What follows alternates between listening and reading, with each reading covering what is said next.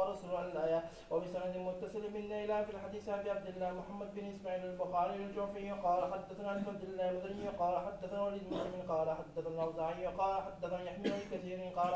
حدثني أبو قلامة الجرمي عن اسم رضي الله عنه قال قدم على النبي صلى الله عليه وسلم نفر من حكم فأسلموا فاشتروا المدينة فأمرهم أن يأتوا إبل الصدقة فيشربوا من ألبانها وأبوالها ففعلوا فسقوا فارتدوا وقاتلوا رعاة واستاقوا الإبل فبعث في آثار فوتب فقطع أيديهم وأرجلهم وسمل أعينهم ثم لم يحسمه حتى ماتوا.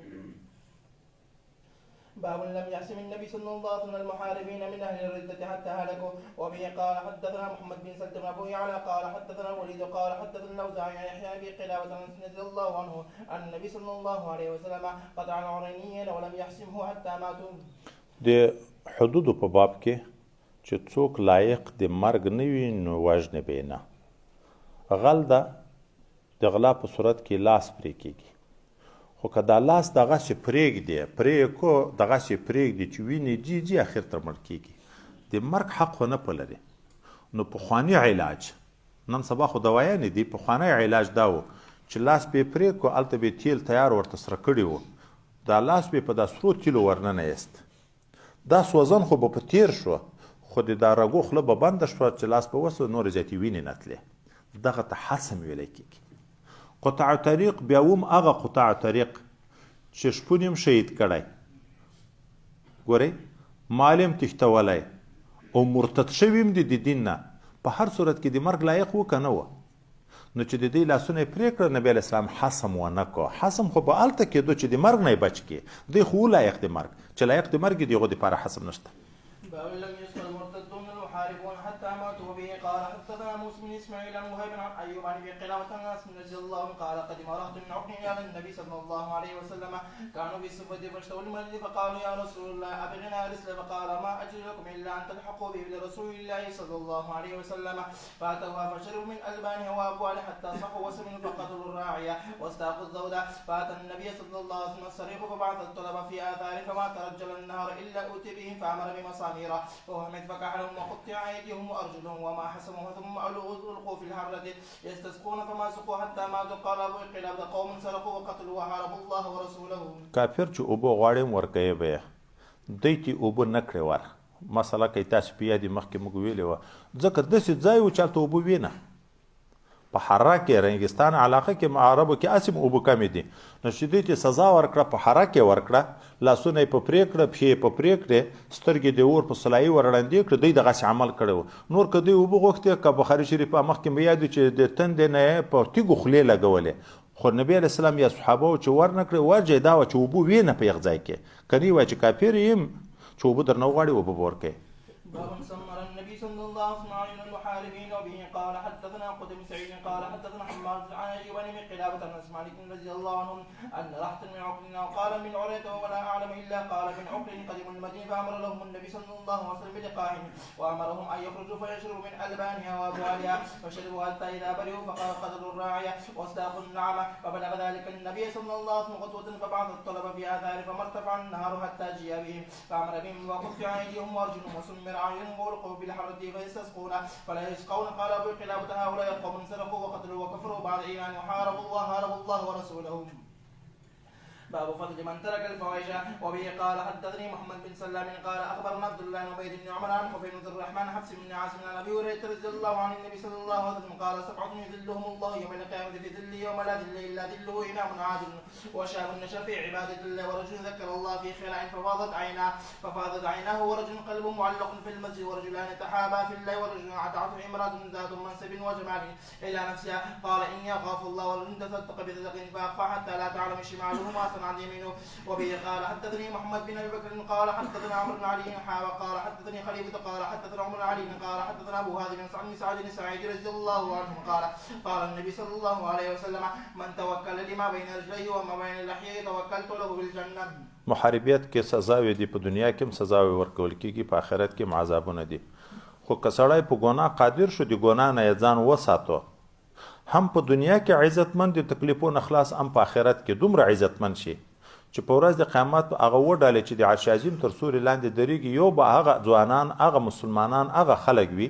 چې په سره له قدرت نه چې په ګناه قادر شوي دي ګناه یې پرېښې ده د هغه عظمت وجې نه خدای پاک هلته عوض ورکوي چې 50 کاله به دوی په سیوري کې ولاړ وي. باب اسم الزنا وقول الله ولا يزنون ولا تقربوا الزنا انه كان فاحشا وساء سبيل الله. وبه قال حدثنا بن شبيب قال حدثنا حمام قال اخبرنا انس رضي الله عنه قال احدثنكم حديثا لا يحدثكموه احد بعد سمعت من النبي صلى الله عليه وسلم يقول لا تقوم الساعه واما قال من اشراط الساعه ان يرفع العلم ويظهر الجهل ويتشرب الخبر ويظهر الزنا ويقل الرجال ويكثر النساء حتى يكون 50 امراه القيم الواحد. وبه قال حدثني محمد بن مسنى قال حدثني اسحاق بن يوسف قال اخبرنا فضل بن غزوان كلمة عن ابن عباس رضي الله عنه قال رسول الله صلى الله عليه وسلم لا يزني العبد حين يزني مؤمن ولا يسرق السارق حين يسرق مؤمن ولا يشرب حين يشرب مؤمن ولا يقتل مؤمن. قال كلمة قلت لابن عباس رضي الله عنهما كيف ينزع الايمان منه؟ قال هكذا وشبك بين اصابعه ثم اخرج فان تاب عليه هكذا وشبك بين اصابعه. وبه قال حدثنا شعبة عن عشان عن ابي هريرة رضي الله عنه قال النبي صلى الله عليه وسلم لا يزني الزاني حين يزني مؤمن ويسرق حين يسرق مؤمن ولا يشرب حين يشرب مؤمن والتوبة معروف. وبه قال حدثنا عمرو بن علي قال حدثني يحيى قال حدثنا سفيان قال حدثني منصور سليمان نبي وإلى ابي ميسرة عن عبد الله بن مسعود رضي الله عنه قال قلت يا رسول الله اي ذنب اعظم؟ قال ان تجعل الله ندا وهو خلقك. قلت ثم اي؟ قال ان تقتل ولدك من اجل ان يطعم معك. قلت ثم اي؟ قال ان تزاني بحلال جارك. قال يحيى وقال حدثنا سفيان قال حدثني واسمع ابي وعن عبد الله رضي الله عنه قلت يا رسول الله مثله. قال عمرو وذكرت عبد الرحمن المهاجري وكان حدثنا عبد سفيان عن عشر منصور وهو عن ابي وائل عن ابي ميسرة قال دعه. باب رجم المحسن. وقال الحسن من زنى باخته حد الزاني. وبه قال حدثنا ادم قال حدثنا شعبة قال حدثنا سلمة كهيل قال سمعت الشعبي يحدث عن علي حين رجم المرأة يوم الجمعة قال رجمت بسنة رسول الله صلى الله عليه وسلم. وبه قال حدثني اسحاق قال حدثنا خالد عن شيباني قال سألت عبد الله بن ابي اوفى هل رجم رسول الله صلى الله عليه وسلم؟ قال لم. قلت قبل سورة النور او بعده؟ قال لا ادري. وبه قال حدثنا محمد بن مقاتل قال اخبرنا عبد الله بن مبارك قال اخبرني سلم شيباني قال حدثني ابو سلمة الرحمن عن جابر بن عبد الله الانصاري ان رجل من اسلم اتى رسول الله صلى الله عليه وسلم فحدثه انه قد زنى فشهد على نفسه 4 شهادات فامر به رسول الله صلى الله عليه وسلم فرجم وكان قد احسن. د زاني لپاره چې د واده چښتن وي رجم حکم دا اوس شته که منسوخ ده؟ دا پوښتنه چې څوک کوي چې قبل صورت نور تا لیدلی ده که بعدو دغه د ده غرض دپاره ده. وروسته هم تفصیل را روان ده. دا حکم خو منسوخ نه ده. خو دا چې آیت مبارکه کې د صورت نور خدا راغلی دی الزانیة والزاني فاجلدوا د رجم حکم خو نه ده راغلی. فاجلدوا کل واحد منهما 100 جلده. زناکار سړی زناکاره ښځه هر یو د دوی سلسل دورې وایي او دلته د رجم خبره ذکر کېږي. نو چا به دا وای خیال و دا پوښتنه چې کیم کېدی شي رجم به مخکې و اوس په جلد باندې حکم منسوخ شوی وي. دلته خو دا راوي ورته چې زه خو علم نه لرم چې دا د صورت نور نه مخکې و که شاته. خو اصلا دا رجم شاته هم راغلی. ولې وروسته را روان د حضرت ابو هریره کې حاضر ده. حضرت ابو هریره کې حاضر ده چې رجم شوی ده. او حضرت ابو هریره موږ تاسو ویلې چې په 9 کال د هجرت د خیبر په واقعه کې په اسلام مشرف شوی او سورت نور مبارکه په 4 کال د هجرت باندې نازل شوی. سورت نور الته نازل ده او رجم دغه نه 3 کال وروسته رجم د نبی علیه الصلاه والسلام په وخت کې راغلی. ځکه وروسته را روان د حضرت عمر فاروق رضی الله عنه وی کدا ډار نه وای چې خلک به چې په قران کې مداخله وکړه ما به هغه آیات چې د رجم حکم وو کې اوس منسوخ شوی تلاوت منسوخ ته حکم پاتې ده ما به په دا بیاز لیکلی وو ورسره. خو دا ډار د وروسته به خلک نسخې ته داخل کی بیا به خلک بیرته په ما افترا کوي چې منسوخ آیات بیرته الشیخ والشیخة اذا زنیا فرجموهما. دا د محسن سړي دپاره د محسن ښځې چې د واده والا چښتن وي هغه چې زنا وکړي هغه مړه کېږي. یغو دپاره د جلد حکم نه ده. خو تلاوت منسوخ شوی د نور په قرآن عظیم شان کې نشته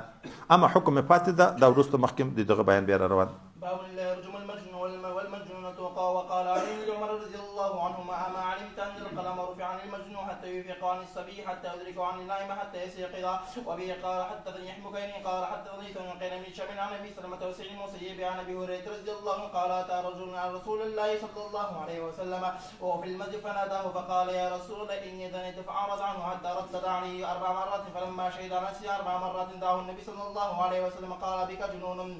قال لا. قال فعن محسن قال نعم. فقال النبي صلى الله عليه وسلم اذهبوا به فارجموه. قال ابن هشام فاخبرني من سمع جابر بن عبد الله رضي الله عنه قال فكنت في من رجم فرجمناه في المصلى فلما ادركته الحجاره هرب فادركناه بالحرج فرجمناه. رجم کیږي محسن سړی خو د احسان لپاره موږ فقه شریف وی چې څو شرطونه دي: مسلمان، حر، عاقل، بالغ، چې یو واری په نکاح صحیح باندې د خپل بیبي سره جما هم کړی وي ته ذاتي محسن شو. اوس نو چې دا شرطو کې یو شرط لاړم احسان لاړ ختم شو، سزا به وي، زنا وکړي سزا به وي. لکه اوس یهودیان یې وکړي، نصارا یې وکړي، اهل کتاب دي مسلمان نه دي، غلامان یې وکړي حر نه دي، لیوانا یې وکړي عاقل نه ده. دغه کسان ناشادي شده یې وکړي شادي شده نه ده، چې یو شرط کې ختم شو بیا رجم نه ده، بیا حکم جلد ده.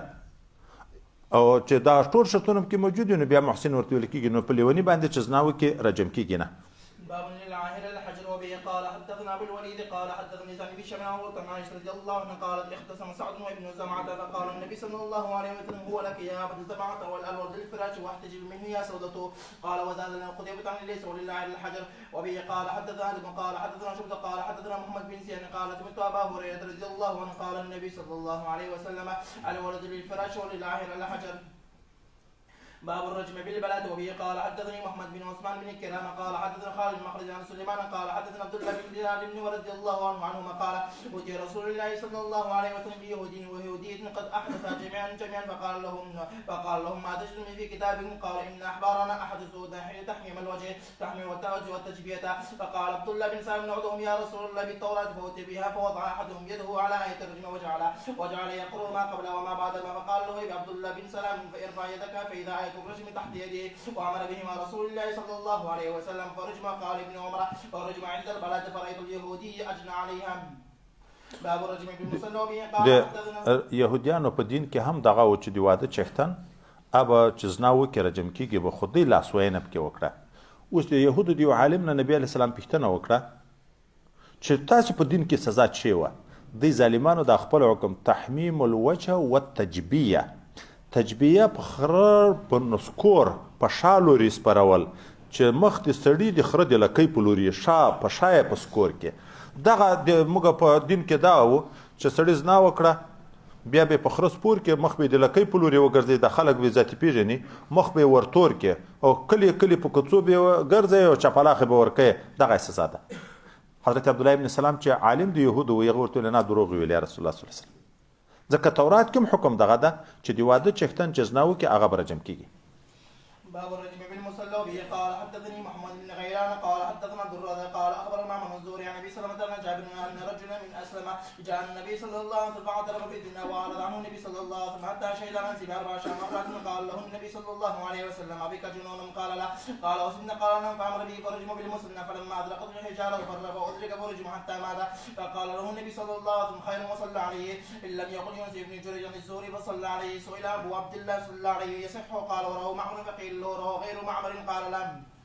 وهو من أصاب ذنبا دون الحد وهو أقبل الإيمان فلا عقوبة عليه بعد التوبة إذا جاء مستفتيا. قال عطاء لم يعاقبه النبي صلى الله عليه وسلم. وقال ابن جريج ولم يعاقب الذي جامع في رمضان ولم يعاقب عمر رضي الله عنه صاحب الظبي. وفي عن ابي عثمان بن علي بن مسعود رضي الله عن النبي صلى الله عليه وسلم مثله. وفي قال حدثنا قتيبة قال حدثني سلم شمل عن حميد بن الرحمن ابي هريرة رضي الله عنه ان رجل وقع بامرأته في رمضان فاستفتى رسول الله صلى الله عليه وسلم فقال هل تجد رقبة؟ قال لا. قال هل تستطيع صيام شهر؟ قال لا. قال فاتم مسكينا. وقال ليس محمد حارث عبد الرحمن قاتل محمد بن جابر بن زبير عن عباد بن عبد الله بن زبير عن عائشة رضي الله عنها اتى رجل عن النبي صلى الله عليه وسلم في المسجد فقال احترقت. قال ممن ذاك؟ قال وقاتل محمد في رمضان. فقال لو تصدق. قال ما عندي شيء من التسوات انسان يسوق حمار وموت عنه. قال عبد الرحمن لا ادري ما هو الى النبي صلى الله عليه وسلم. فقال اين المحترق؟ قال انا هذا. فقال خذ فتصدق به. قال على احوج مني قال ما لاهلي طعام. قال فكلوا. قال عبد الله البخاري. یو سړی نه ګناه وشوه خو ګناه داسې ګناه د شرعي حد په هغه کې نشته. اوس بیرته پښیمانه ده، تائب ده، راغی د وخت امام ته پوښتنه تر کې چې اوس زه څه وکړم. نبي علیه السلام ته دغسې ډېر مجرمان چې جرم تر شوی ده راغلي دي، د خپلې بیبي سره یې جما په روژه کې کړې ده. اوس ګناهګار د خو توبه یې ویسته نبي علیه السلام حد نه ده په جاري کړی حد شته نه پکې په داسې صورتو کې چې حد نشته نو هلته د ندامت په صورت کې نور سزا هم نشته چې هغه راغلی مستفتي پیتوا غواړي ته وایې چې وایي داسې کار دې کړی نو ویلو بنا په وکړې چې حدود وي پکې حد بیا نه ساقطېږي چې حد نه وي حضرت عمر رضی الله عنه ته سړی راغی محرم د دې احرام په حال کې ښکار کړی زب یې اوسه یې ویشتلې ده اوس نادم شوی ده راغی چې اوس زه څه وکړم د ما نه خو دا خطایي وشوه هغه حکم د جزا ورکړه چې ورشه د هغه په عوض کې دومره شی ورکړه داسې نورې سزا مزا ورنه کړه چې د احرام په حال کې د ښکار ولې کړی باب إذا قر بالحج ولم يبين هل للإمام يستر عليه وبه قال حدثني عبد القدوس بن محمد قال حدثنا عبد بن عاصم الكلابي قال حدثنا همام يحيى قال حدثني إسحاق بن عبد الله بن أبي طلحة عثمان بن رضي الله عنه قال كنت عند النبي صلى الله عليه وسلم فجاء رجل فقال يا رسول الله إني أصبت حدا فأقمه علي ولم يسألوا عنه قال وحضر للصلاة فصلى مع النبي صلى الله عليه وسلم فلما قضى النبي صلى الله عليه وسلم الصلاة قام إلي رجل فقال يا رسول الله إني أصبت حدا فأقم فيه كتاب الله قال أليس قد صليت معنا قال نعم قال فإن الله قد غفر لك ذنبك وقال حدك امیر ته څوک راغله اقرار یې وکړه د امیر استفسار تکشف به کوي که نه دا ضرور ده چې تفصیل به کوي که نه نو وایي چې هغه راغی خپله نادم ده تائب ده استفسار ته ضرورت نشته نبی علیه السلام ته سړی راغی اقرار کوي چې ما د پردۍ ښځې سره ناجائز عمل وکړو وای خو رسول الله ته په وحی دا معلوم شو چې زنا یې نه ده کړې تقبیل لمس بشهوات په دغه کې حد شته نبی علیه السلام ذاتي کار نه پودرود چې په لمانځه ودرېد د لمانځه نه بعد بیا ورته وویلې ځکه صحابه د خدای پاک دوستان وو ډارېده چې صغیره ګناه به تر اوسه هم دی ډېر ډارېده نبی علیه السلام ورته ویل ولې د موږ سره د لمونځ ونه کړو ومې کړو خو په لمانځه خدای پاک صغیرې ګناه مې معاف کوي نو ولې هغه نو دا نور تکشف ته زیاتې ضرورت نشته وای دا په هغه صورتو کې چې دا معلومیږي چې دغه سړی د خدای نه ډارېږي ډېر د دغه ګناه نه مراد ګناه صغیره د ګناه کبیره نه ده باب هل يقول للإمام للمقر لعلك لمست أو غمست به قال حدثني عبد الله بن محمد الجعفي قال حدثنا أبو جرير قال حدثنا أبي قال سمعت يعني بن حكيم عن كلمة من عباس رضي الله عنه قال لما أتى معاذ بن مالك النبي صلى الله عليه وسلم قال له لعلك قبلت أو غمست أو نظرت قال لا يا رسول الله قال أنكتها لا يكني قال نعم فعند ذلك أمر برجمهم ګوره تندر الحدود بشبهات نفس چې شبهه پیدا شو حد به نه په جاري کوي لکه هغه حکم چې ده دا حکم هم د قاضي ته وخت امیر ته چې تلقین دي داسې خبرې وکړي چې بیرته رجوع وکړي د خپلې خبرې نه ځکه تستر پکار ده په دغه کې حکمت الهي دا ده اوس نبی علیه السلام ته سړی راغی اقرار یې وکړو چې ما د ښځې سره بدعملي وکړه پیغمبر علیه السلام ګورې وایي دغه ته تلقین ورکوي ښایي هسې به دې چیچلی ښایي هسې به دې لاس ور وړی چې هغه ویل نه دا نه ښیم دا نه ښیم یعنې صغیرې ګناوې نه ښیم اخر بیا سړي ورته ویل عین جما دې ورسره وکړه او که نو چې سړی اقرار وکړي ویم جوړ عاقل وي لیونی نه وي او د واده چښتن وي نو بیا ذاتي حکم د زنا ده هغه د رجم ده چې هغه به رجم کېږي باب سؤال الإمام إلى المقر هل أحسنت وبه قال حدثنا سعيد بن جبير قال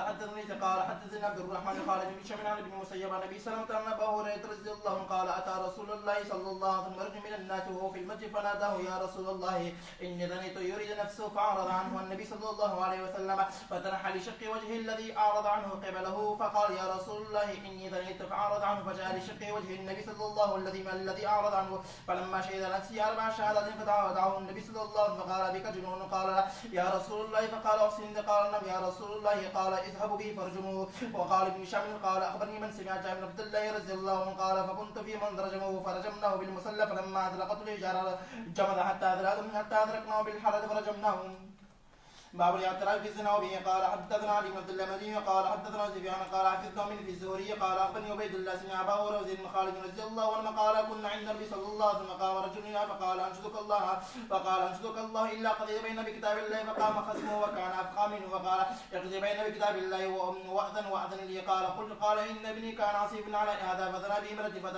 فافتديت به منه بمائة شاة وخادم ثم سالت رجال من اهل العلم فاخبروني ان على ابن جلد 100 تغريب عنه على إمرة الرجم فقال النبي صلى الله عليه وسلم والذي نفسي بيدي لأقضين بينكم بكتاب الله المئة والشاة والخادم رد عليك وعلى ابنك جلد 100 تغريب عنه واغدو يا أنيس على إمرة هذا فإني اعترفت فرجمها فغدا عليه فاعترفت فرجمها فقلت لسفيان إن لم يقل تقل فأخبروني على علم ابن الرجم وقال أشك فيها من الزهرية فربما قلت وربما سكت. وبه قال حدثني عن الدليل قال حدثنا سفيان بن عبيد الله بن عباس رضي الله عنه قال عمر لقد خشيت أن يطول بالناس زمان حتى يقول قال لا ينزل الرجم في كتاب الله فيضل بترك الفريضة من أنزله الله على وإن رجم حق على من زنى وقد أحسن فإذا قامت البينة وكان الحبل أن يعترف قال سفيان كذا حفظت على وقد رجم رسول الله صلى الله عليه وسلم رجمنا بعضهم. رجم چې په چا باندې یا حد یو بل حد چې په چا جاری کیږي درې طریقې دي خصوصا د زنا په باب کې یا شاهدان څلور تیر شي په زنا باندې نو رجم کیږي د واده چښتن یا هغه خپل اقرار وکي یا حمل موجود وي په داسې صورت کې چې اوس میړه نشته د ښځې پیغله ده او حامله ده نو خو معلومیږي چې زنا شوې ده یا د واده چښتنه ده د میړه چښتنه خو میړه مسافر ده 3 کاله 4 کاله کېږي هغه په کور نشته او دلته د حمل پیدا شو دا شیان دا دلیل قطعي دي د ثبوت زنا دپاره چې 4 شاهدان تیر شي یا په خپل اقرار وکړي یا حبل موجود نو بیا پس هغه حد جاری کړي. باب رجم الحبل من الزنا إذا أحسنت. وبه قال حدثنا عبد العزيز بن عبد الله قال حدثني مسعود عن صالح عن ابن شمعان وعبيد الله بن عبد الله بن عتبة بن مسعود عن ابن عباس رضي الله عنه قال كنت أقرئ رجال إلى المهاجر منهم عبد الرحمن بن عوف فبين أنا في منزلي بمنى وهو عند عمر بن الخطاب في آخر حجة إذ رجع إلي عبد الرحمن فقال لو رأيت رجعت أمير المؤمنين اليوم فقال يا أمير المؤمنين هل لك في فلان يقول لو قد مات عمر لقد بايعت فلان فوالله ما كان بيعة بكر إلا فلتة وتمت فغضب عمر ثم قال إني إن شاء الله لقائم العاشية بالناس فمعذرهم هؤلاء الذين يريدون أن يغصبوا أمورهم. فقال عبد الرحمن فقلت يا أمير المؤمنين لا تفعل فإن الموسم يجمع رعاء الناس وغوغاءهم وإنهم الذين يغلبون على قربك حين تقوم في الناس وأنا أخشى أن تقوم فتقول مقالة يثيرها عنك كل مدير وألا يعوها ولا يدعوها مواضعها فأمهل حتى تقدم المدينة فإنها دار الهجرة والسنة فتغلس بها للفقه وأشرف الناس فتقول ما قلت متمكنا فيعيا أهل العلم مقالتك فيضع على مواضعها. فقال عمر أما والله إن شاء الله لأقومن بذلك أول مقام أقوم المدينة. قال ابن عباس رضي الله عنه وقدمنا المدينة في يوم في ذي الحجة فلما كان يوم الجمعة عجلت أرواحا من الرواحة حين زاغت الشمس حتى أجد سعيد بن سعيد وابن عمرو بن نفيل جالس إلى ركن المنبر فجلست حوله فتمس ركبتي بركبتهم فلما أنشب أن خرج عمر بن الخطاب فلما رأيت مقبلا قلت سعيد بن سعيد بن عمرو بن نفيل ليقولن العشية مقالة لم يقلها من استخلف فأنكر عليه وقال وما عصيت أن يقول ما لم يقل قبله فجلس عمر على المنبر فلما سكت المؤذنون قام فأثنى على الله بما وهلوا ثم قال أما بعد فإني قائل لكم مقالة قد قدر لي أن أقولها لا أدري لعلها بين يدي أجلي فمن حقق لها ووعاها فليحدث بها حيث انتهت به راحلته ومن خشي أن لا يعقلها فلا أحل لأحد أن يكذب علي إن الله بعث محمدا صلى الله عليه وسلم بالحق وأنزل عليه الكتاب وكان مما أنزل الله آية الرجم فقرأناها وقلناها ووعيناها رجم رسول الله صلى الله عليه وسلم ورجمنا بعض فأخشى إن طال الناس زمان أن يقول قائل والله ما نجد آية رجم في كتاب الله فيدل بترك فرج أنزل الله ورجم في كتاب الله حق على من زل إذا أحسن من الرجال والنساء إذا قامت البينة وكان الحبل أو الاعتراف ثم إنا كنا نقرأ فيما نقرأ فيه من كتاب الله ألا ترغبوا عن آبائكم فإنه كفر فيكم أن ترغبوا عن آبائكم أو إن كفرا بكم أن ترغبوا عن آبائكم ألا ثم إن رسول الله صلى الله عليه وسلم قال لا تطروني كما أطيع عيسى بن مريم وقول عبد الله ورسوله ثم إن بلغني أنه قائل منكم يقول والله لو قد مات عمر بايعت فلانا فلا يغترن امرؤ ان يقول انما كان بايعت ابي بكر فلتة وتمت الا وإنا قد كان كذلك ولكن الله وقع شرها وليس منكم من تقتل اعناق اليه مثل ابي بكر من بايع رجل من غير مشهور من المسلمين فلا يتابعه هو ولا الذي تابعه غير ان يقتل وانه قد كان من خيرنا حين توفى الله النبي صلى الله عليه وسلم الا ان الانصار خالفون واجتمعوا باثنين في سقيفه بني ساعده وخالف عن علي والزبير وما معهما واجتمع المهاجرون الى ابي بكر وقلت لابي بكر يا ابا بكر انطلق بنا الى اخواننا هؤلاء من الانصار فانطلقنا نريدهم فلما انتهينا منهم لقينا منهم رجلان صالحان فذكر ما تمنعن عليه القوم قال اين تريدون يا معشر المهاجرين فقلنا نري اخواننا هؤلاء من الانصار فقال لا عليكم الا تقربوا وخذوا بامركم وقلت والله لناتينهم فانطلقنا حتى اذا اتينا في سقيف من سعيده في دار مزمل بين ظهرانهم فقلت من هذا؟ قالوا هم هذا سعد بن عبادة. فقلت لهم ما له؟ قالوا يعقل. فلما جلسنا حين تشهد خطيبهم فأثنى على الله بما هو أهله ثم قال أما بعد فنحن أنصار الله وكتيبة الإسلام وأنتم يا معاشر المهاجرين رهط وقد دفت ضعفة من قومكم وإذا هم يريدون أن يختزلون من أسن وأن يحزنون من الأمر. فلما سكت أردت أن أتكلم وكنت قد زورت مقالة أعجبتني أريد أن أقدمها بين يدي أبي بكر وكنت أدارع منه بعض الحج. فلما أردت أن أتكلم قال بكر على رسلك فكرهت أن أغضبه فتكلم بكر فكان هو أحلم مني وأوقر والله ما ترك من كلمة أعجبتني في تدبيره إلا قال في بديهة مثلها وأفضل منها حتى سكت. فقال ما ذكرتم فيكم من خير فأنتم له أهل ولم يعرف هذا الأمر إلا لهذا الحي من قريش هم أوسط العرب من نسبا ودارا وقد رضيت لكم أحد هذين الرجلين فبايعوا أيهما شئتم. فأخذ بيدي وبيد أبو بكر بن الجراح وجالس بيننا فلم أكره مما قال غيرنا كان والله أن أقدم وتضرب عنقي لا يقربني ذلك من اسم أحب إلي من أن تأمر على قوم فيهم أبو بكر اللهم إلا أن تسول إلى نفسي عند الموت شيئا لا أجد الآن. فقال من الأنصار أنا جديرها المحقق وعضيقه المرجب من أمير ومنكم أمير يا معشر قريش فكثر اللغط وارتفعت الأصوات حتى فرقت من الاختلاف. فقلت ابسط يدك يا ابو بكر فبسط يده فبايعته وبايعه المهاجرون ثم بايعته الانصار ونزونا على سعد بن عباده فقال قائل منهم قتلتم سعد بن عباده فقلت قتل الله سعد بن عباده. قال عمر وانا والله ما وجدنا فيما حضرنا من امرنا اقوى من مبايعه ابي بكر وخشينا ان فارقنا القوم ولم تكن بيعه ان يبايعوا رجل منهم بعضنا فاما تابعنه على ما لا نرضى واما نخالفهم فيكون فساد. فمن بايع رجل على غير مشورة من المسلمين فلا يتابعه هو ولا الذي تابعه في تغيرة أن يقتل. مسله مده خلافت مخکې ذکر کړی و تفصیلی مقصود خو کې د رجم خبره ده چې کدا نه وای ما به لیکل کې کړی و خو دا خبر به ضمناً بیرته بیا لږ راوګرځو چا په مینا کې د حضرت عمر رضی الله عنه په دور خلافت کې دا خبره حضرت عمر صاحب ته وکړه چې ما د پلانکي نه واورېده چې حضرت عمر چې وفات شي موږ به پلانکی امیر مقرر کړو مشورې ته حاجت نشته چې زه ووایم چې پلانکی د موږ امیر د خلک به مو ټول ومني. حضرت عمر صاحب اراده وکړه خوشکه ورغله چې هلته په مینا کې بیان وکړي خلک پوه کړي. حضرت عبدالرحمن ابن عوف رضی الله عنه ورته ویل چې یا امیر المؤمنین دلته یې مه بیانوه ولې دلته خو د حج موسم ده حج موسم ته خو هر خیلی خلک راغلي بیا په تا چې ډېر راټول یم را نږدې چې کېږم خو دغه په آدابو چې ډېر نه وي په ډېر زور خو مخته هغه خلک وي کوچیان وي داسې خلک وي چې هغه د آدابو نه ناخبره وي. اوس نو ته به بیان وکړې دا نږدې خلک به خبر واوري لرې بېوانه وري او هغه نږدې خلک به قابل د علم نه وي چې تا د خبرې په حقیقت باندې پوه شي بیا به د خبره نقل کړي د تا نه خو په غلطه طریقه به نقل کړي خپل قومونه ته دا خو د مختلفو وطنو خلک راغلي دي چې کله مدینه منورې زاده هلا شرفن ته لاړې هلته فقها دي علما دي د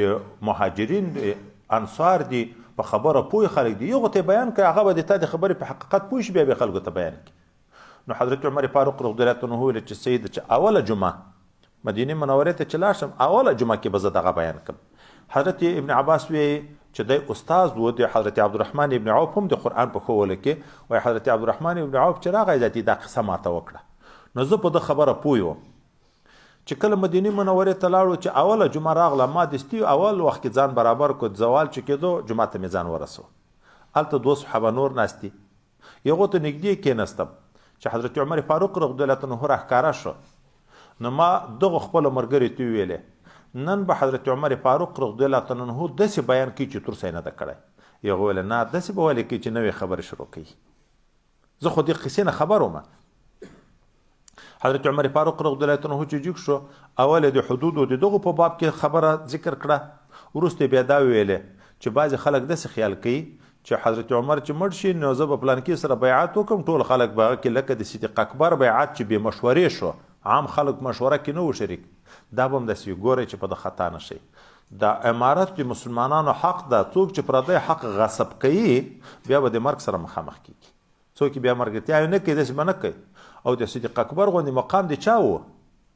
غاړې د اوښانو ورپرې کېدې دا معنی د دومره لرې لرې ځایونه خلک ملاقات ته ورته راتله چې په شپو شپو به مزل و اوښان به ډنګرېده او الله یو حکیم ذات هلته یو کار وکړه چې حضرت پیغمبر صلی الله علیه وسلم د دنیا نه جامې بدلې کړې مهمه خبر اوس د نوې خلیفه وه موږ ته حال راغی چې انصار مبارکین په سقیفه د بني ساعده کې جمع شوي دي امیر مقرروي هغه د موږ نه مخالف حضرت علي او حضرت زبیر مخالف دلته به دا خال وکړه چې مخالف دغه نه و چې په دغه مشوره کې مخالف په دغه ځای کې نه و خالف نه دا منه نه و دلته نو موږ څو کسان وروان شو انصارو مبارکینو ته په لاره یو دوه نفره راغله چې چیرې ځئ موږ دا کیسه ورته وکړه نیک خلک و د انصار وویل خپل امیر مقرر کړي حق د امارت تاسې ده حاجت نشته موږ ولې نه ورځو به هلته چې ورغلو چې یو سړی په څادره کې پروت ده دا ولې څوک ده حضرت سعد ابن عباده د انصارو سردار ده رئیس ده ولې پروته تبی ده اوس د ده په باب کې د امارت خبر شروع ده د حضرت سعد ابن عباده په باب کې د امارت خبر شروع ده نو هلته چې کېنستو چې خبر شروع شوه نو انصارو ذاتې وویل چې لایق د خلافت خو موږ تاسې خو د پردي وطن مهاجر څه کسان راغلي موږ خو د دغه وطن اصلي باشندگان یو نو د موږ حق به تاسې نه نیسئ امارت خو د موږ حق ده موږ کتیبه پوج د اسلام یو د نبي علیه السلام موږ نصرتونه کړي دي حضرت عمر فاروق رضی الله تعالی عنه ما د ځان سره یو تقریر جوړ کړی و ما ویل زه به وغږېږم د حضرت صدیق اکبر خوشکه به لږ کمه شي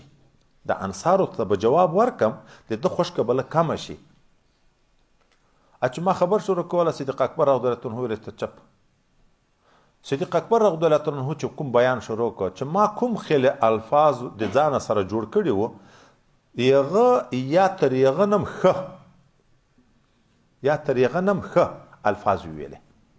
او په دغه الفاظو مبارکو کې انصارو مبارکینو ته وویلې کوم عظمت چې تاسې ځان ته نسبت وکړو چې موږ د جهاد پوجیان د نبي علیه السلام یو انصار یو دا ټول په ځای دي دغه خبرې ټولې حق دي لیکن امارت تاسې حق نه ده نبي علیه السلام خو ویلي دي که نه الایمة من قریش او حضرت صدیق اکبر رضی الله عنه دا انصارو مبارکینو دا ناستو ماجرو مبارکینو چې څوک یغو ته ویلې زه په یوه څنګ کې یم حضرت عمر رضی الله عنه وی حضرت ابو عبیده ابن جراح په بل څنګ کې ده موږ دوی تر لاسو وینیو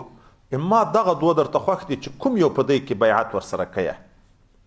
حضرت عمر فاروق رضی الله عنه مخکې بیان خو ډیر ښه وکړو صرف دغه ځای چې د موږ د امارت خبره وکړه دغه ځای بیا خوند و او اوس ایمان ته ګورئ قسم په خدای ده اوس مم د عقیده ده دی په خپل وخت کې چې خلیفه ده د مسلمانانو ګورئ خو دغه وخت کې ویی اوس مم د عقیده ده چې چا مې سر کاټ کولو ته ورکړی وای چې په ګناهګاره کېدی نه دا ځان مرګ باندې زه ګناهګاره کېدی نه په دغه راضي وم خو په دغه نه وم راضي چې په کوم قوم کې صدیق اکبر موجود یو زه د امیر شم او اوس مم دغه عقیده ده اوس مم د عقیده ده په هغه وخت کې مم د عقیده وه او که د مرګ نه مخکې شیطان وسواس راواچوه چې نه زه مستحق ما خو هغه نه خو خبر نه یم د آینده په باب کې خو په دغه مابین کې د انصارو یو څوک جګ شو جنجال جوړ شو هغه وویلې دغه الفاظ مخکې نه و تیر شوي که نه که تیر و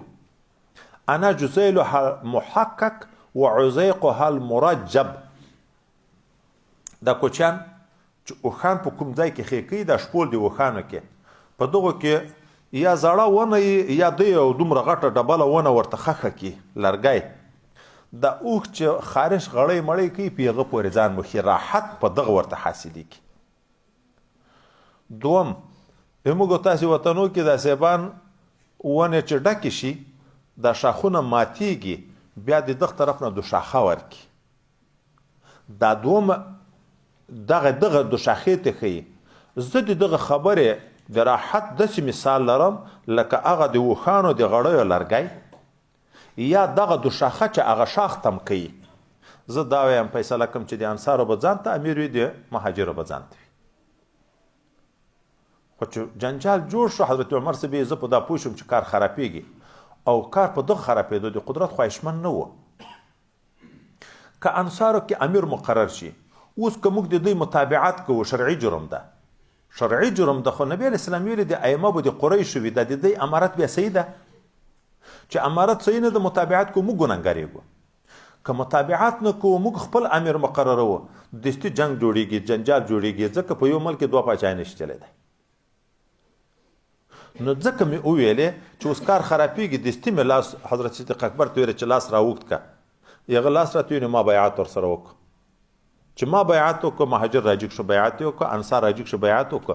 ځکه د صدیق اکبر هغه عظمت چې خدای پاک قرآن کې درته ورکړی ان الله معنا ادرې خبرې چې موږ د خلافت خبرې خو مخکې کړې دي که نه هغه هېڅ چاته نشته صدیق اکبر ته چې کوم مقام ورکړی د خلکو هم سر خلاص شو دستي بیعت وکړو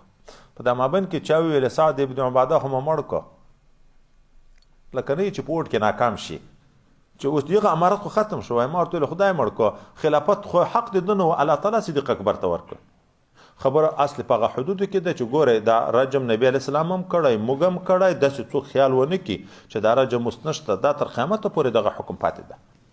باب البكران يجلدان من فيان الزاني والزاني فاجلدوا كل واحد منهما 100 جلدة الى قول وحرم ذلك على المؤمن ان لا قال ابن عين اخبرني في اقامه الحد وبه قال حدثني مالك بن اسماعيل قال حدثنا عبد العزيز قال اخبرنا ابن شمع وعبيد الله بن الله بن عبد الله خالد بن خالد الجهني رضي الله عنه قال سمعت النبي صلى الله عليه وسلم يامر في من زرع ولم يحسن جلد 100 وتغريب عام قال ابن شمع اخبرني عروه بن زبير ان عمر الخطاب غرب ثم لم تزل تلك السنه وبه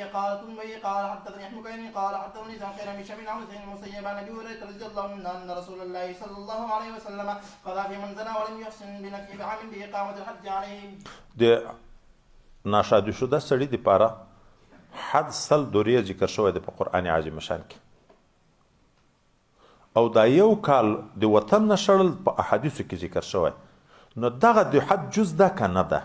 دا نور ائمه وی ده د موږ ویل چې نه دا اسه سیاستان ده نور حکم دا نه ده ځکه هلته په پې تفریعې سره راغلی دي الزانیة والزاني فجلدو دغه یې ټوله سزا ذکر شوې ده نوره سزا یې نشته خو کله داسې وي چې یو څوک هلته د یو چا سره نږدې ده دغه ځوان د هغه جنکۍ سره په زنا ګرفتاره شو دواړه ناشدي شده د سلسل دورې وویل شوه خو بل وخت کې چې بیا ویني هغه شهوت سلسله خو بیا پیدا کېږي نو لرې که د وطن نه یې سره وشړیه چې بل وارې سره ونه ویني یو کال چې فراقت راشي هغه دوی تعلق ختمیږي ځکه اشرف علي تانوي صاحب ته غالبا التکشف فی مهمات التصوف کې واقعا نقل کړی چې څوک راغله ورته ویي یو مرید راغی چې د ما د یوې جنکۍ سره تعلق د اشنایي ده هلته مو بیعت کړی دی تا سره توبه مې ایستلې هلته د هغه د بیعت تعلق نه ځان نشم خلاصولی ده ذاتي طریقه یې د علاج دا وروښوه چې یو خو ځان سره ګوښی کېنه دا تصور که چې الله به بیا په قیامت کې راته ویې چې ای خبیثه ما د تا سره څومره احسان کړی ته څومره ناشکره یې ما د وړاندې د بدعملي کولې دوم دا وکړه چې د وطن نه لاړ شه چې لاړ نه شي کار څومره توبه مو باسي انسان خدای هم د دې ابتلا ونه وساتي یو جرم تر وشي بیا د زړه پښیمانه شي وم ژاړي شپه هم په ژړا تېره کړي ورځ هم غمجنه تېره کړي خو چې بیا هغه شی چې هغه ورسره اشنا وي پرون مو نه ویلې صحابي مبارک و د نبي علیه صلات وسلام سره تحفې به چې ورته راوړې خندهو به یې چې بار بار په شرابو نه ګرفتاره کېده ګوره خو صحابي و تر دغه غټ مقام خو د امت کې بیا د چا نشته لکه د صحابه مبارکینو خو چې ځان نه کې لرې د دغه نه ذاتي بیا ځان ساتنه مشکل وای دغه حکم سیاستن ده نور د حد جز نه ده حد صرف سل درې ویل دي ځکه حضرت علي صاحب غالبا که حضرت عمر صاحب یو څوک د وطن نه وشړو هغه بیا لاړ د دین نه واوښته نصرانیت ته واوښت نو دوی ویل زه به بیا بل څوک ونه شړم د وطن باب في اهل المعاصي والمخنثين وبه قال حدثنا مسلم بن ابراهيم قال حدثني هشام قال حدثني يحيى كرمة عن ابن عباس رضي الله عنه قال لعن النبي صلى الله عليه وسلم المخنثين من الرجال والمترجلات من النساء وقال اخرجوا من بيوتكم واخرج فلان واخرج عمر فلانا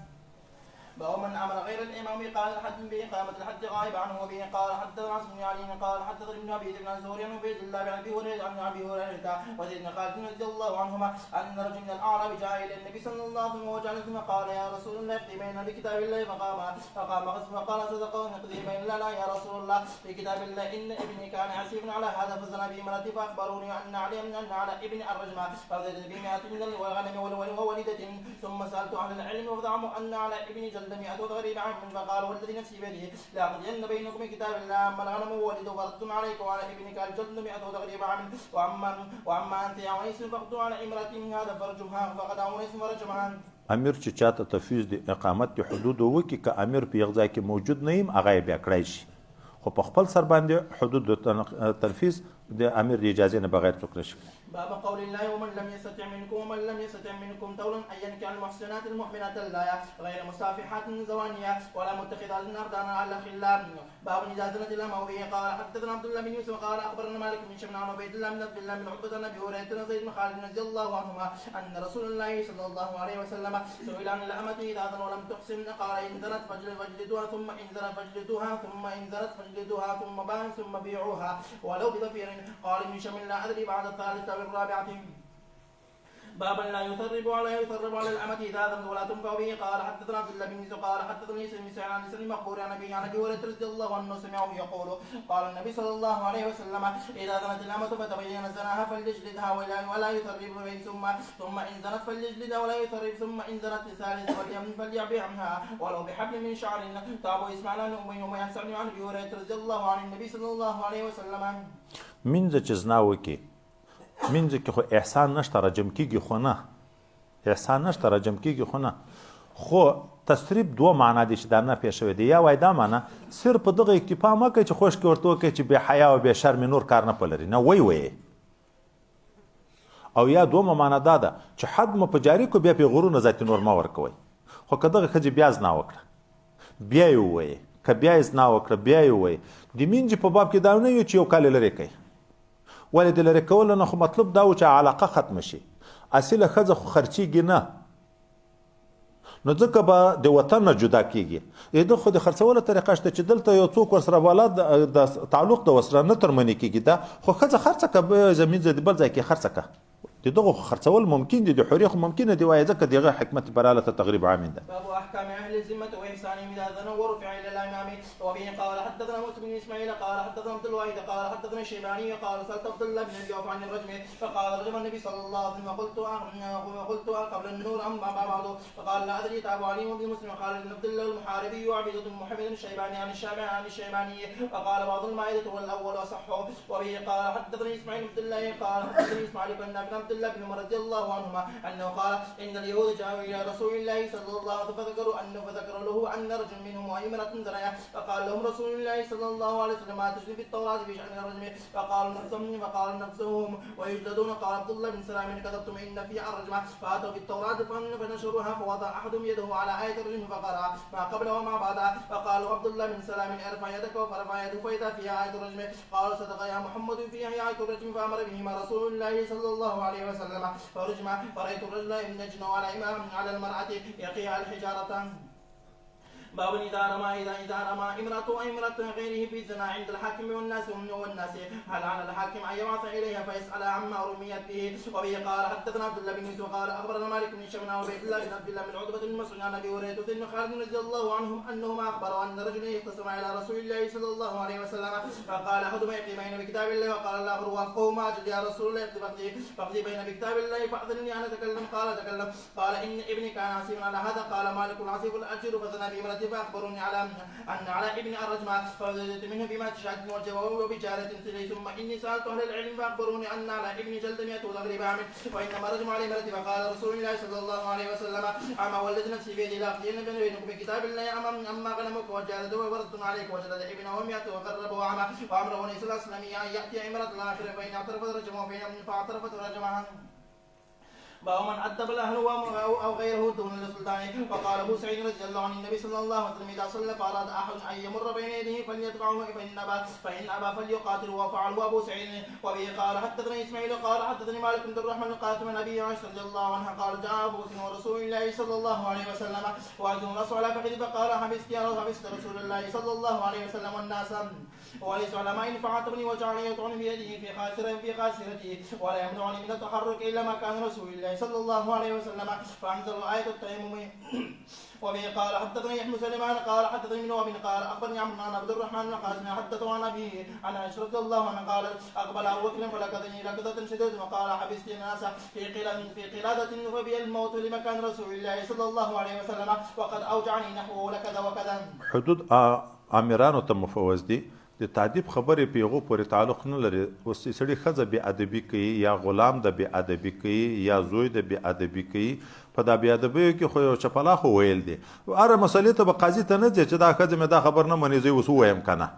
د تعذيب سلسله جائز ده بغیر د سلطان نه، خو د حدود خبره به بغیر د سلطان نه. ومن رأى مع عبرته رجل فقتل وبه قال حدثنا موسى قال حدثنا ابو عن قال حدثنا مروان بن عبد الملك عن وراد كاتب المغيرة عن المغيرة رضي الله عنه قال سعد بن عبادة لو رأيت رجل مع عبرته ضربت به سيف غير مصفح فبلغ ذلك رسول الله صلى الله عليه وسلم قال تعجبون من غير سعد دعنا غير منه والله اغير منه مني. دا چې حدود حکومت ته مفوض شو. اوس دلته یو مهمه خبر راغله.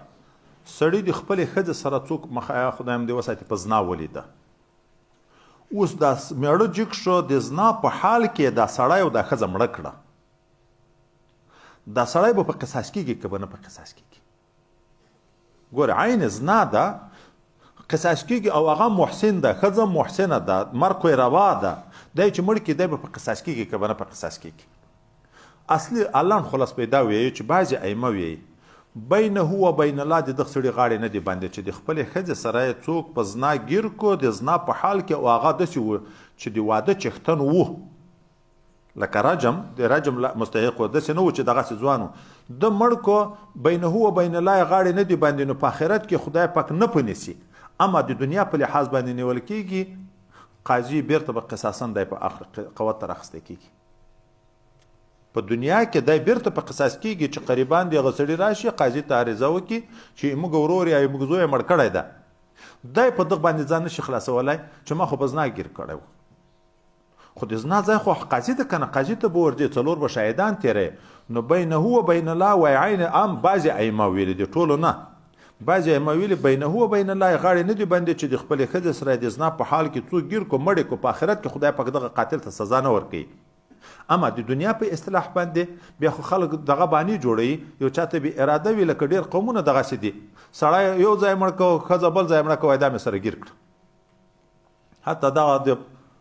ایجنسیو په طرفو کې تا راته غږېده وایي د جوارو د پټي د یوه سر نه سړی ووت، د بل سر نه ښځه ورغه ټاز دغه مې ویشت هغه مې ویشت. ولې د یوه پټي نه سره ووته؟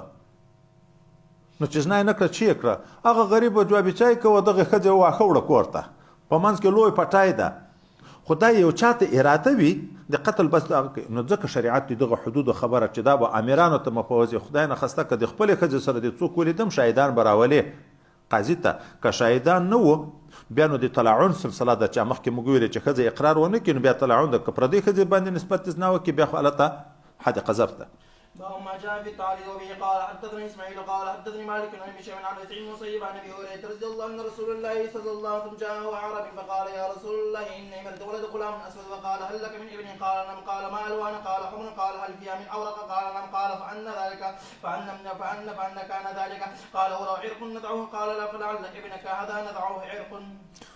تعريض باندې حد مد نشته. باب كم التعريض والادب به قال حدثنا عبد الله بن يوسف قال حدثنا عيسى قال حدثني ابن ابي حبيب عن بكر عن بكير بن عبد الله بن عيسى بن سليمان عن يسار عن عبد الرحمن بن عبد الله عن ابي هريره رضي الله عنه قال كان النبي صلى الله عليه وسلم يقول لا يوجد فوق 10 جلدات الا في حد من حدود الله. وبه قال حدثنا عمرو بن علي قال حدثنا فضيل بن سليمان قال حدثنا مسلم بن ابراهيم عن مسلم بن ابي مريم قال حدثني عبد الرحمن بن جابر عن من سمع النبي صلى الله عليه وسلم قال لا قوة فوق 10 ضربات الا في حد من حدود الله. وبه قال حدثني ابن سليمان قال اخبرني وابن قال حدثني عمرو عن بكر حدثه قال بينما انا جالس عند سليمان بن يسار جاء عبد الرحمن يستعمل فحدث سليمان بن يسار ثم اقبل عليه فسليمان يسار فقال حدثنا عبد الرحمن جابر ان اباه حدثه انه سمع ابا بردة الانصاري رضي الله عنه قال سمعت النبي صلى الله عليه وسلم يقول لا يجوز فوق 10 أصوات إلا في حد من حدود الله. وبه قال حدثني مغني قال حدثني سنقيل من شبن قال حدثني مسلم أن أبا هريرة رضي الله عنه قال نهى رسول الله صلى الله عليه وسلم عن الوصال فقال له جمع رجل من المسلمين فإنك يا رسول الله تواصل. فقال رسول الله صلى الله عليه وسلم أيكم مثلي إني أبيت ويطعمني ربي ويسقيني. فلما أبوا أن ينتهوا عن الوصال واصل بهم يوما ثم يوما ثم رأوا الهلال فقال لو تأخر الذين لزدتكم كالمنكل لهم حين أبوا تابوا شيئا ويحيى سعيد بن زوري. قال عبد الرحمن خالد عن هشام عن سيدنا عن أبي هريرة رضي الله عنه عن النبي صلى الله عليه وسلم. وبه قال حدثنا اياس بن الوليد قال حدثنا عبد الله قال حدثنا معمر عن زوري عن سالم بن عبد الله بن عمر رضي الله عنه انه كانوا يضربون على هدي رسول الله صلى الله عليه وسلم اذا اشتروا طعاما جزافا ان يبيعوا في مكان حتى يؤووا الى رحالهم. وبه قال حدثنا عبد الله قال اخبرنا عبد الله قال اخبرني زوري قال اخبرنا ورد عن رضي الله عنه قال من انتقم رسول الله صلى الله عليه وسلم انتقم رسول الله صلى الله عليه وسلم في شيء يؤتى اليه حتى ينتقم من حرمات الله فينتقم لله. چې حد نه وي تعذیر وي د تعذیر په ویلو کې څومره ویل روا دي نو دی وي چې د 10 درونه زیات ویل د په حدودو کې دي د په هغه کې نشته تعذیر کې نشته. خو او یو خبره راځي د موږ فقها ذکر کوي کله کله سیاستاً حد نه وي مرګ وي ګوره کله و مرګ هم رواشي دا سیاست رای د قاضي ته د سلطان ته مفوضه ده. یو سړی په لاسو چاپېړو باندې په لاسو درو ویل باندې نه اصلاح کیږي بار په ګناو باندې هغه کیږي شر عامیږي کله خلک په دغه سلسله باندې لګیا کیږي نو که یغه مصلحت په ډیرو ویل کې د ډیرو ویل شي حتی کله که مصلحت په مرګ کې وژلی شي. الحمد لله رب العالمين والعاقبة للمتقين والصلاة والسلام على حضرة رسوله محمد وعلى آله وأصحابه أجمعين. اللهم اهدنا الصراط المستقيم صراط الذين أنعمت عليهم غير المغضوب عليهم ولا الضالين آمين. ربنا لا تؤاخذنا إن نسينا وأخطأنا ربنا ولا تحمل علينا إسرا كما حملته على الذين من قبلنا